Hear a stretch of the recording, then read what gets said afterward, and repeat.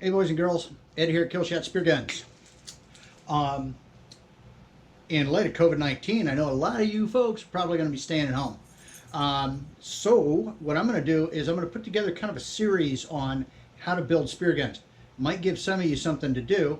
Might be some of you guys are just interested in how all this crap works. And some of you all might like to see me absolutely filthy covered in sawdust because, hey, sawdust is man glitter. Anyway, I'm going to talk about our spear gun blank kit. These are being sold through Neptonics. I also sell them here in the shop. So these guys take an enclosed track. It goes in this dovetail right here. And I've got a few examples sitting here. This is one that I've got sitting out on the shelves, so you can kind of see how I've kind of set mine up. I'm going to go over these guys and talk about a couple of considerations when you're getting ready to make these guys. First of all, we tried to take as much of the geometry out of this, getting the line release slot the right height, the pin locations, and the mortise for the handle base and trigger mech is key to any spear gun. If it's wrong, it doesn't function right, it doesn't sit up right in your hand, and it's just not comfortable. So we've done most of that for you, but we've left you kind of a rectangular blank here. And as you know, we've got two different types. We've got an open track and we've got the enclosed track. This is the enclosed track that I'm messing with today, and then I'm going to talk about. So what are some of the considerations that you guys need to think about? The type of shaping that you're going to do to this gun is kind of first and foremost, and I always encourage everybody to sit down with a piece of paper and kind of draw or sketch this stuff out. I do some horrible sketches from time to time, but you know, it's all part of the process. It's all part of designing a gun. In fact, if you look at this, I was sitting here in the shop the other day messing around with a new gun that I'm going to build this week, and I've got different things that I figured out how I'm going to, you know, the size that the blank needs to be, and then what the basic shape of the gun is going to be. And I think it's going to be kind of cool. But and then I also sketched like the front end, how I was going to do the muzzle, and also what I'm going to do near the handle base. And the reason I did that is I want to make sure that I've got room. Uh-oh. It's getting away. It's a madhouse here. Anyway, what I want to do is, as I'm setting up any gun, I want to make sure that I've got room for all the different components. So I'm going to talk about this guy real quick. The track, right now we've cut a 3/8 of an inch deep slot in the front of the gun. That's for the track to ride in. So if you want to do the math yourself to figure out like the ultimate point to put your band slot, what I do is I center it 0.7 inches from the top of the gun. Actually, I go 0.75, 3/4 of an inch down from the top is the center. Now I'm cutting a 1/2 inch hole. If you're cutting a larger hole than that, you might need to offset it a little bit larger or a little bit differently. Otherwise, you might cut into the base of the track, which is not desirable because you've created a significant weak point. You got multiple areas where rot potentially could occur. This is teak, so it's highly, highly unlikely you're ever going to have rot, but I mention it. Something else you might want to think about is where you want to put a reel. Are you going to use a reel? Are you going to just go with a float line? Are you going to do an inline setup, or are you going to do a breakaway? I'm going to talk about those guys in just a second. So the other thing you need to think about is what kind of a radius or how you're going to profile this thing. So I'll grab a couple that I've already done, and in fact, let me just go over here and kind of scrounge through my parts. I might have a piece that I can show you easily. In fact, I know I do.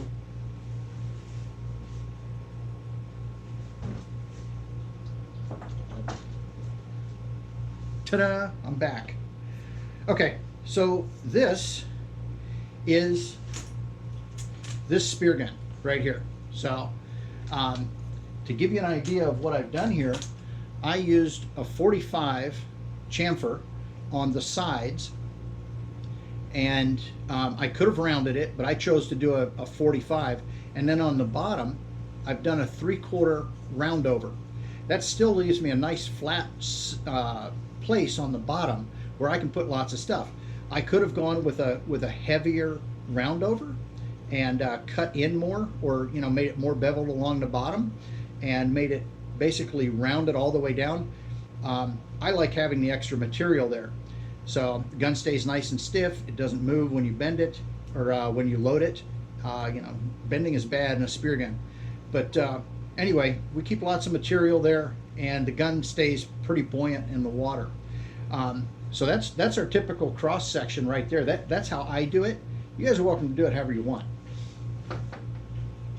So one of the questions I get asked a lot is, what do I do on the front end of the gun? Now, this was one of the first ones that I built, and you can see, I think that's an inch right there. Yeah, that's an inch right there. Now, I've done 1.5 inches on this one, and look at the difference. So it's much more substantial right here, and that's actually kind of important. I like to have about 1.5 inches to the front of the gun, and one of the reasons is I'm going to be cutting a band slot in this guy, and that's going to weaken the front end.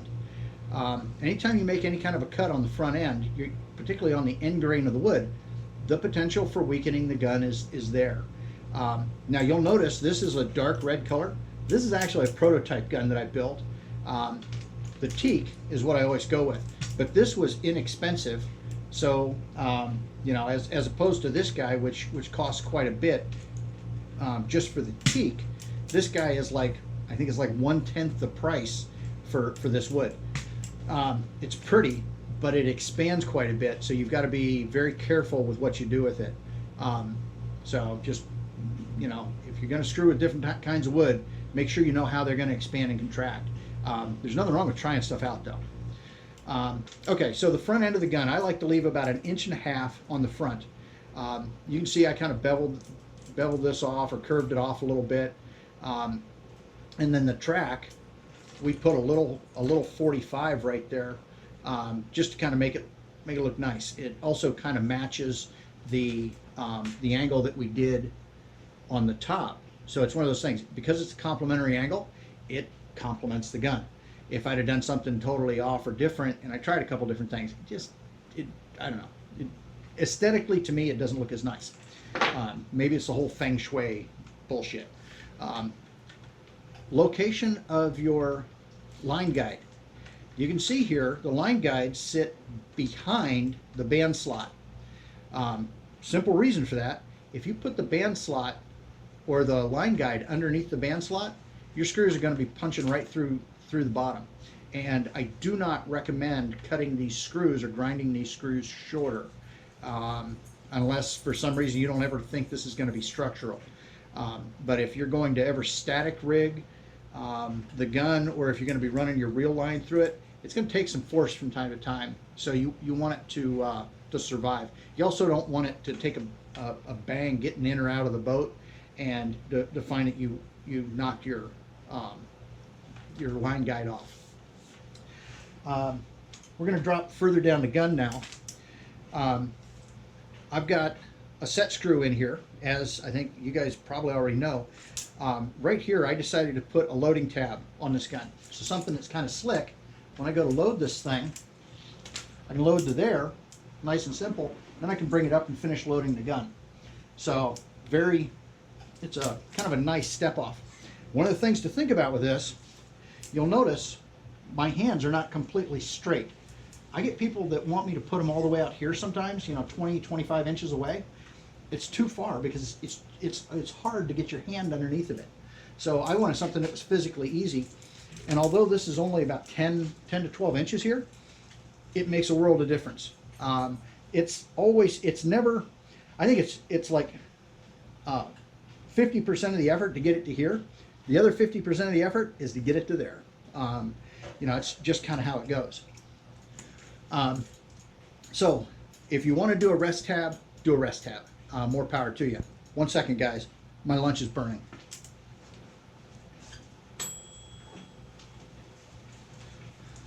Woo! I'm back. Lunch is saved. Okay, reel. On this gun, you can see how I brought the bevel, or the bottom bevel, all the way back.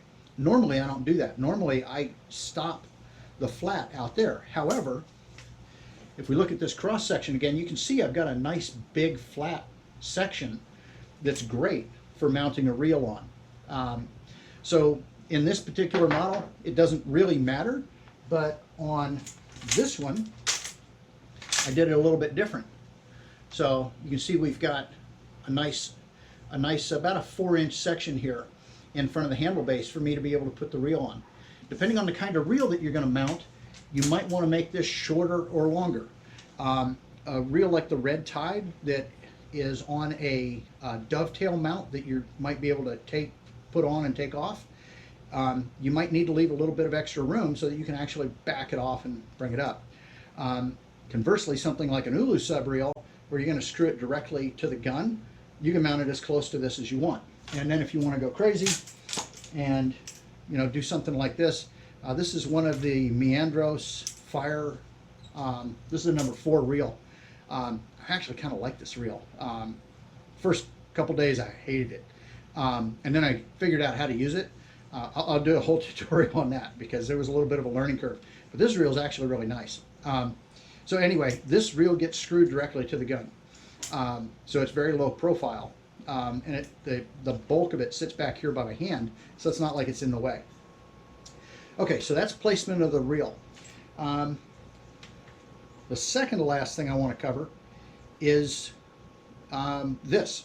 I drill a hole in the back of most of my guns, and it's for a float line connector. I like to shoot a float line 90% of the time. Even though I've got a reel on this, I usually just crank the reel down and lock it, and I'll connect the float line to this, shoot a big fish, he goes running off.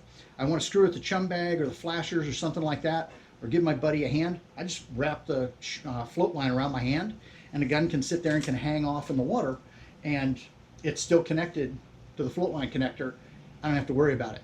And the other nice thing about the float line is I got that big old float. It's kind of hard for boats to see this tiny little nugget of mine, but they can definitely see that 3-foot long banana yellow float. So from a safety perspective, I really like the float. Uh-oh, stuff's falling over again. So let's talk band slots real quick. We've got a couple. The easiest to do is to drill a couple of holes. You can drill a 1/2-inch hole, 5/8 inch band material will go through it. You just have to kind of pull. In fact, this is a 1/2-inch slot. So I don't ever cut on a slot. I never cut larger than a 1/2 inch unless I'm doing something like a 3/4 inch band. And then I'll bump it up to a 5/8. I'll go an 1/8 of an inch smaller than the size. I don't always do, it's not an intentional thing. It's just I don't have a whole lot of real estate to mess with here. So, but with the band holes, again, measure down 0.75 inches from the top of the gun. That's your center point, and you can run your 1/2 inch hole through there. And then what I do is I just use a little round over bit to kind of round out the band slot. You don't have to do that. If you wanted, you could just maybe smooth this out so that you didn't have a nice sharp edge. In fact, one of the guns that I'm getting ready to design, that's actually how I'm going to do it. I'm probably going to come in here with a rotary tool or a sander and kind of flare this out a little bit so that I've got a nice smooth area. And then the rest of this will be, I'm going to use a round over, but I'm only going to round it over a tiny amount. So these guys work best with 2 bands on a 9/32 inch shaft. The shaft is really critical here. Too heavy of a shaft and the gun feels heavy and it's kind of unwieldy. Too light of a shaft and you can overpower it, you get oscillation in the shaft, different things like that depending on how the gun is powered. I like to run 14mm small ID bands powered at about 350% on most of my guns. That's what this guy is right here. A lot of my stock guns that go out of here, they go out with a 16 millimeter band powered at about 320. I find most people can load those. We can still bump that 16 millimeter band up to 350%, and it'll shoot well. But I find a lot of people have trouble loading it, so I usually don't do that.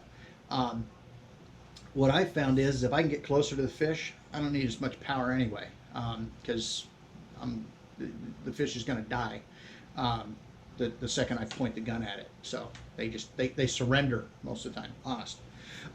So anyway, as far as bands go, you know, there's lots of band calculators out there. So I do between 320 and 380, depending on the type of band material, how stretchy it seems to me that it is, and how much recoil I'm willing to deal with. If I'm going with a 5/16 inch shaft, I tend to go with 3 bands. If I'm doing a 9/32 inch shaft, I tend to go with 2. There's about a 4-ounce difference between the 2 shafts in a 110 size. That shaft is normally 60 inches, by the way. If you're going to use a slip tip, knock 5 inches off that. So you know, so there's a 4-ounce difference between the two shafts. So the 9/32 you can get away with a little bit less power, and it still is like a laser. As far as shooting line goes, I like to cut a groove in the front of the gun. You see this one, I don't have a groove on it. I just haven't cut it yet. But most of these guys have all got their groove. And what I do is I cut it at the top. I make it deep enough so that the line goes fully into it. And then around the bottom, the groove goes down, you know, maybe an inch or so. I try not to cut underneath of the band slot though. So I bring it right back to about where the band slot begins, and I try not to go any further back. It just doesn't seem to be any reason to introduce a whole bunch of weakness there. So anyway, that's line routing. Line routing on these enclosed tracks is awesome because you do not have to wrap over top of the shaft, and as soon as the shaft is in it, it's good to go. So something that we do on the enclosed tracks, as you can see with this one, I have got a opening right here where I've cut it out. This is a 3/8 inch opening. A 3/8 inch bit is perfect for this. You can use a flat bottom bit, or you can use a round box bit that has a curved bottom. That's what I use 90% of the time. 3/8 inch, try to get it dead center on the track, and then I clamp it in and I just run it down on my milling machine. If you've got a router table, you can use a router too. You know, there's lots of different ways to cut this opening. I don't know if you might be able to get after it with a rotary tool like a Dremel to sand it out. I don't know, never tried that. One thing about this material, when you grind it, it gets hot as hell. So like I sand all these, and that little bit that is off on the front, don't immediately reach up and touch it or you will burn the shit out of your finger. Learn that the hard way. Alrighty, so what's great about this, when I go to load it, all I have to do is get this guy right there and it's supported. I can let go of the shaft and then I can go ahead and feed it in and run it back. So I guess another quick note to make on these guys, I'm going to kind of stand over here, hopefully you can see this. When I go to load this, I'm not going to push real hard. All I'm going to do is I'm going to make sure that the line release is in the back position. If I'm holding it over like this, you see how gravity gets it and it moves it? The gun won't load because the line release is actually in the way. So you need to have the line release down, you know, let gravity do its job, and then simply push.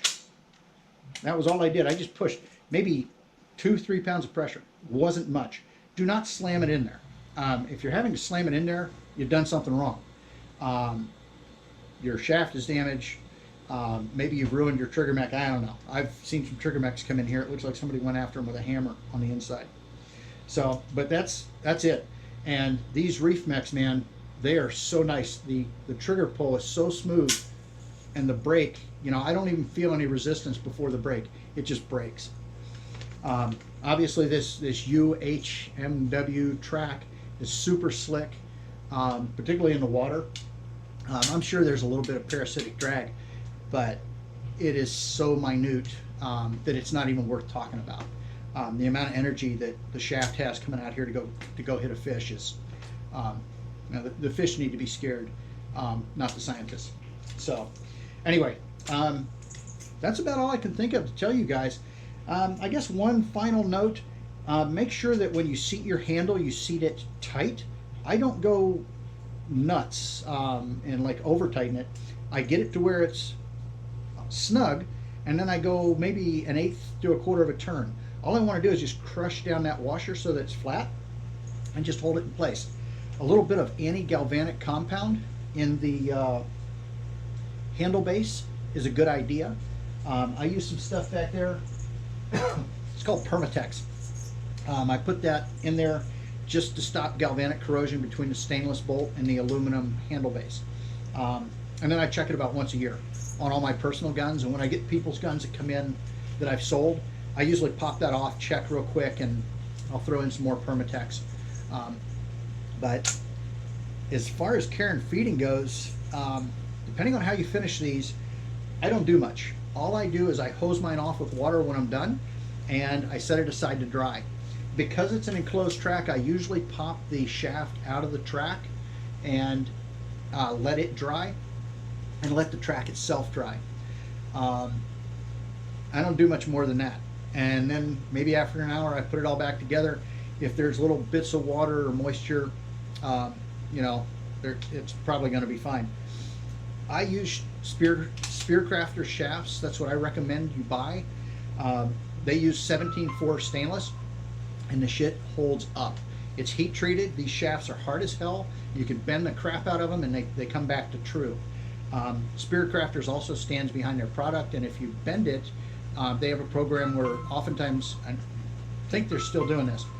You can send it back to them, or if you guys are in the Tampa Bay area, just take it back to them, and they will tune your shaft back up, get it straight, and the cost on that is much less than a full shaft. Let's see. I know there was one more thing I wanted to mention on here. I don't remember what it was. But really, guys, that's about all I can think of. My wife is standing over here making her lunch, and I got to say, my COVID hot dogs are calling to me. So I am going to sign out and go get me some chow. You guys stay safe. Stay even safer when you're diving, please. And get out there and get your hunter-gatherer on and go make it happen. So if you guys have any questions, you can always hit me up in the shop here. I'm Ed, Killshot Spearguns. If you guys like the video, please like and subscribe it. I'm always putting new stuff out there. Come on, really? You couldn't wait 2 more minutes.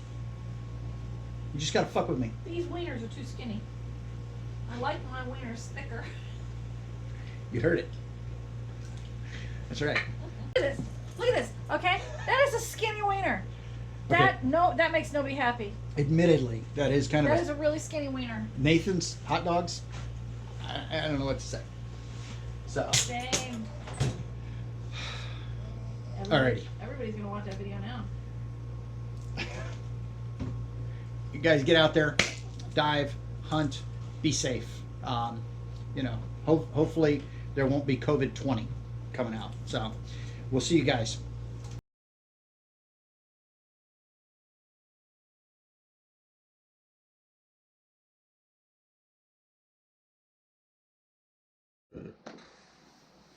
Alrighty, guys, that's our discussion on enclosed track spear guns.